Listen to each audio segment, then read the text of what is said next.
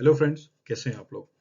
दोस्तों, आज मैं आपसे बात करना चाहता हूं एक और फंडामेंटल इंफॉर्मेशन के जो आई थिंक जो भी इन्वेस्टर्स हैं या जो भी अपने पैसे सेव करके मार्केट में इन्वेस्ट करना चाहते हैं या बेसिक इन्वेस्टमेंट, उन सबको थोड़ा आइडिया होना चाहिए उसके बारे में। फंडामेंटल इंफॉर्मेशन, और उसका नाम है types of investor and types of investment ना। ये जरूरी क्यों जानना है दोस्तों? बिकॉज ये सबसे पहले ये टॉपिक, ये टाइप्स ऑफ इन्वेस्टर क्यों जानना जरूरी है, क्योंकि देखिए, जब आप किसी कंपनी की एनालिसिस कभी करते हो ना, कोई डिसीजन मेक करने के लिए कि मुझे इस शेयर में इन्वेस्ट करना चाहिए नहीं करना चाहिए, उसमें अगर आप ये आइडेंटिफाई कर सको उस पर्टिकुलर कंपनी में कि किस टाइप के इन्वेस्टर हैं उस पर्टिकुलर कंपनी में। लेट सपोज, जैसे फॉर एग्जांपल रिलायंस के बारे में बात कर लें, तो अगर आप ये चेक करो, रिलायंस के शेयर होल्डिंग पैटर्न कभी चेक करोगे तो आपको पता चल जाएगा किस टाइप के इन्वेस्टर है वो। आपको कुछ इंफॉर्मेशन इंडिकेट करते हैं, तो वो डिसीजन लेने में आपको बहुत हेल्प मिलती है, पहला।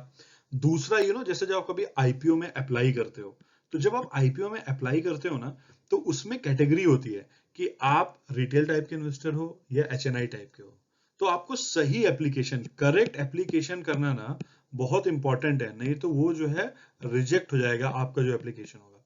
इसलिए दोस्तों, ये इंपॉर्टेंट है कि हम लोग समझें कि बेसिकली टाइप्स ऑफ इन्वेस्टर्स क्या होते हैं और इन्वेस्टमेंट क्या होता है। इसी बारे में हम लोग आज बात करेंगे। तो चलिए, आइए क्विकली देखते हैं किस तरह के इन्वेस्टर्स हमारे इंडियन मार्केट या ओवरऑल किसी भी मार्केट में इन्वेस्ट करते हैं। देखिए, सबसे पहला जो है दोस्तों, वो है रिटेल इन्वेस्टर्स। ना, रिटेल इन्वेस्टर बेसिकली जो हमारी आपकी तरह होते हैं, जो नॉर्मल, जो सिंपल अपना काम करके एक इंडिविजुअल इन्वेस्टर होता है। इंडिविजुअल अपना काम किया, बिजनेस किया, कुछ पैसे बचाए, उसने थोड़ी सेविंग की, सैलरीड होता है या ऑफिस जाता है या अपना अपना बिजनेस भी करते हैं, स्मॉल बिजनेस वो भी किया उसमें उन्होंने वहां पे, और पैसे बचा के सिंपल मार्केट में इन्वेस्ट किया। आईपीओ के पॉइंट ऑफ व्यू से दोस्तों इसको डिफाइन किया गया है कि अगर आप किसी आईपीओ में, अगर आपको दोस्तों आईपीओ क्या नहीं पता है क्या होता है, तो डेफिनेटली आप कमेंट में लिख के बताइएगा, मैं वो भी बताऊंगा कि आईपीओ क्या होता है। अगर आप किसी आईपीओ के एप्लीकेशन में लेस देन 2 लाख रुपीज की एप्लीकेशन डालते हो, तो आप रिटेल कैटेगरी में आते हो। ठीक है, ये जानना जरूरी है, सो दैट आपको पता हो कि एक्चुअल में किस कैटेगरी में आईपीओ में डालना चाहिए। दूसरा हम लोग बात करेंगे दोस्तों, हाई नेटवर्थ इन्वेस्टर्स।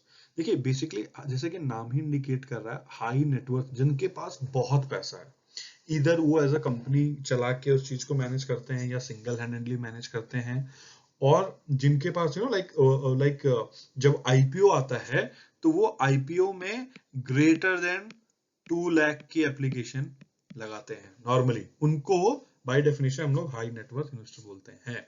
जैसे एग्जांपल एक अपने राकेश झुनझुनवाला जी, इनके बारे में जरूर गूगल करके पढ़िएगा। ये one of the most successful investor हैं इंडियन मार्केट के। ऐसे काफी लोग हैं। एक जैसे हैं राकेश दवानी जी। आप पूछेंगे राकेश दवानी जी कौन है, कभी आप लोग ना डीमार्ट पे चेक करिएगा। डीमार्ट आप जानते हो ना, कंपनी का नाम सुने हो। डीमार्ट को ओन करते हैं राकेश दवानी जी, कभी उसको चेक करिएगा। तो ये हो गए हाई नेटवर्थ इन्वेस्टर। तीसरा है दोस्तों हमारा फाइनेंशियल इंस्टीट्यूशन टाइप के इन्वेस्टर। और इसका मतलब क्या हुआ दोस्तों, जैसे आपकी जो इंश्योरेंस कंपनीज होती है ना, बैंक्स होते हैं, एनबीएफसी, म्यूचुअल फंड, ये लोग भी मार्केट में इन्वेस्ट करते हैं। जब आप कोई एलआईसी के जैसे आप इंश्योरेंस कराते हो ना, कोई पॉलिसी लेते हो, तो उस पॉलिसी पे जो रिटर्न मिलता है ना उनको, वो एक रिटर्न जनरेट करते हैं वो मार्केट में भी इन्वेस्ट करके। एक तरीका ये भी होता है। तो वो जो इंस्टीट्यूशन फाइनेंशियल इंस्टीट्यूशन जो फाइनेंस का काम करते हैं, बैंकिंग का काम करते हैं, बट वो मार्केट में भी इन्वेस्ट करते हैं, तो उनको हम लोग बोलते हैं फाइनेंशियल इंस्टीट्यूशन। तो अभी जैसे मान लीजिए कोई कंपनी है, अगर आप किसी की कंपनी आप देखते हो कि कि एलआईसी की होल्डिंग बहुत ज्यादा है, या आप कहीं चेक करते हो कि कोई पर्टिकुलर बैंक ने किसी जगह पे बहुत ज्यादा होल्डिंग बना रखी है, तो ये इंडिकेट करता है आपको कि वो कंपनी शायद अच्छी कंपनी है, इन्वेस्टमेंट के काबिल कंपनी है। तो इसलिए ये इंपॉर्टेंट है ये समझना, जो टाइप्स ऑफ इन्वेस्टर्स मैं आपको बता रहा हूँ।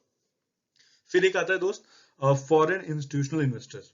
बेसिकली भारत के बाहर जो लोग भी अपना पैसा इंडिया में इन्वेस्ट करना चाहते हैं, उनको हम लोग बोलते हैं फॉरेन इंस्टीट्यूशनल इन्वेस्टर। उसका एक प्रोसेस होता है, एक लीगल प्रोसेस होता है, उस तरीके से आप आते हो, चाहे कंपनी बना के आते हो या इंडिविजुअल भी आप इन्वेस्ट कर सकते हो, उसका एक तरीका है। बट उनको हम लोग बोलते हैं एफआईआई, फॉरेन इंस्टीट्यूशनल इन्वेस्टर। और आप एक कॉमन ऑब्जर्वेशन देखेंगे, भारत की जितनी भी गुड कंपनीज हैं, गुड कंपनीज जैसे HDFC, एक एग्जांपल दे रहा हूं, आप चाहिए तो गूगल पे सर्च करिएगा, उसके शेयर होल्डिंग पैटर्न में, एसएच में लिख रहा हूं शॉर्ट में, शेयर होल्डिंग पैटर्न में, उसमें आपको दिखेगा एफआईआई की इन्वेस्टमेंट बहुत ज्यादा है। If I am not wrong, more than 60% है। सोचिए बाहर के लोगों के पास इतनी होल्डिंग है। सो ये एक इंडिकेटर है, अगर कहीं पे एफआईआई की बिल्डिंग अच्छी है तो मतलब कंपनी इज गुड। फिर प्राइवेट इक्विटी हो दोस्तों, देखिए प्राइवेट इक्विटी क्या होता है, प्राइवेट इक्विटी बेसिकली ये जैसे ये लोग ना स्टार्टअप को नॉर्मली फंड करते हैं। जैसे अगर आपने अभी देखा होगा कि जियो ने, जो मुकेश अंबानी साहब ने जो डील की थी जियो के लिए, उसमें एक कंपनी थी सिल्वर लेक, उसने भी खरीदा था स्टेक 2.2%। अब ये कंपनियां क्या, इनको ना प्राइवेट इक्विटी बोलते हैं, जो ग्रुप ऑफ पीपल मिलकर चलाते हैं। बहुत अच्छा खासा फंड होता है इन लोगों के पास, जैसे टाइगर ग्लोबल, ये लोग कभी कभी स्टार्टअप को फंड करते हैं, कभी कभी किसी बड़ी कंपनी में जाके स्टेक खरीद लेते हैं ताकि उससे मुनाफा कमा सकें, और ये अपने ही फंड्स को मैनेज करते हैं बहुत अच्छे तरीके से। इनको हम लोग बोलते हैं प्राइवेट इक्विटी। इक्विटी माने शेयर। सो बेसिकली वो किसी कंपनी को जाके अपना पैसे दिए और उसके बदले में उसको हेल्प किया थोड़ा सा, और उससे शेयर ले लिया, हिस्सेदारी खरीद ली। इसको हम लोग बोलते हैं प्राइवेट इक्विटी। फिर दोस्तों एक टाइप का इन्वेस्टर होते हैं कंपनीज। तो कंपनीज का मतलब क्या है दोस्तों, यहाँ पे सिंपल, जैसे अभी रिलायंस ने, आपने देखा होगा, शायद पढ़ा होगा कि फ्यूचर ग्रुप के रिटेल आर्म में रिलायंस इंडस्ट्री ने कुछ स्टेक खरीदा था, I am not wrong 13%, check करिएगा थोड़ा उसको। तो 13%, इसमें सिंपली क्या किया, एक कंपनी ने दूसरे कंपनी में स्टेक खरीद लिया, तो ये कंपनीज हो गए। इन्वेस्टर टाइप यहाँ पे क्या हुआ, कंपनीज बेसिकली। बट मेरे जो आगे जो मैं टॉक करूंगा, मेरे टॉक का मेन फोकस रहेगा आप और मैं, और वो होगा रिटेल इन्वेस्टर। यहाँ पे कि क्या, एज अ रिटेल इन्वेस्टर आप कहाँ इन्वेस्टमेंट कर सकते हैं, कैसे कर सकते हैं। दोस्तों ये वीडियो लंबी ना बने, इसलिए मैं इसको 2 पार्ट में बना रहा हूँ, ठीक है। पहले पार्ट में हम यहीं पे रख देते हैं इतनी सारी बातें।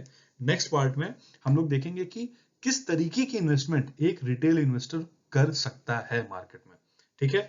दोस्तों अगर आप लोगों ने इस चैनल को लाइक और सब्सक्राइब नहीं किया है तो प्लीज करिए, क्योंकि आप जब लाइक, सब्सक्राइब और शेयर करते हैं तो उससे मुझे बहुत मोटिवेशन मिलता है। मैं और एजुकेशनल वीडियो आप लोगों के साथ बताऊंगा आने वाले टाइम में, कंपनीज के ऊपर भी एनालिसिस करके वीडियो बनाऊंगा, कौन सी कंपनी अच्छी है, कहाँ पे इन्वेस्टमेंट मैं कहाँ पे करना चाहूंगा या कर रखा हूँ, इन सब की डिटेल के बारे में हम लोग बात करेंगे। तो चलिए दोस्तों, हम लोग अगले पार्ट में देखेंगे कि किस तरीके की इन्वेस्टमेंट एक रिटेल इन्वेस्टर कर सकता है। थैंक यू दोस्तों।